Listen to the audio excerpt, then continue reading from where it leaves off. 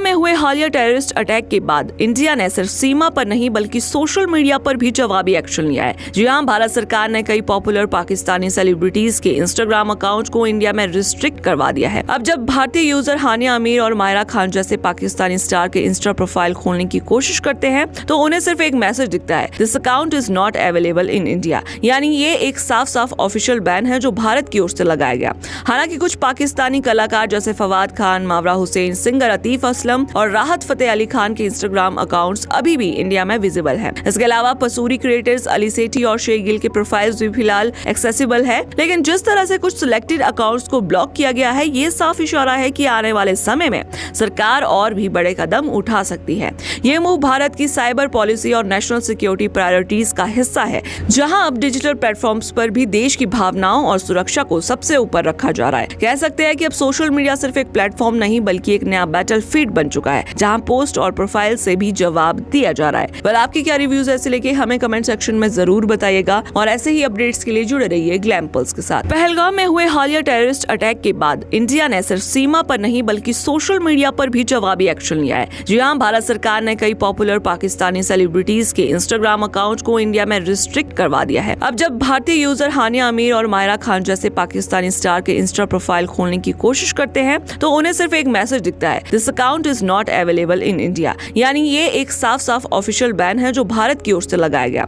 हालांकि कुछ पाकिस्तानी कलाकार जैसे फवाद खान, मावरा हुसैन, सिंगर अतीफ असलम और राहत फतेह अली खान के इंस्टाग्राम अकाउंट्स अभी भी इंडिया में विजिबल हैं। इसके अलावा पसूरी क्रिएटर्स अली सेठी और शेख गिल के प्रोफाइल्स भी फिलहाल एक्सेसिबल है। लेकिन जिस तरह से कुछ सिलेक्टेड अकाउंट्स को ब्लॉक किया गया है, ये साफ इशारा है कि आने वाले समय में सरकार और भी बड़े कदम उठा सकती है।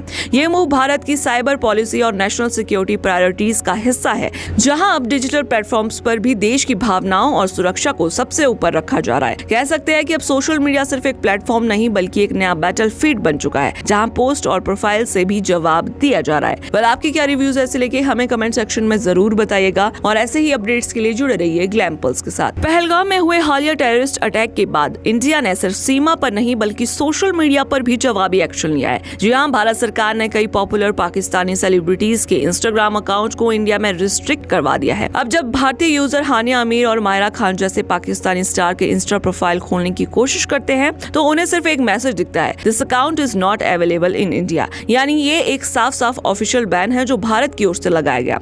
हालांकि कुछ पाकिस्तानी कलाकार जैसे फवाद खान, मावरा हुसैन, सिंगर अतीफ असलम और राहत फतेह अली खान के इंस्टाग्राम अकाउंट्स अभी भी इंडिया में विजिबल हैं। इसके अलावा पसूरी क्रिएटर्स अली सेठी और शेख गिल के प्रोफाइल्स भी फिलहाल एक्सेसिबल है। लेकिन जिस तरह से कुछ सिलेक्टेड अकाउंट्स को ब्लॉक किया गया है, ये साफ इशारा है कि आने वाले समय में सरकार और भी बड़े कदम उठा सकती है।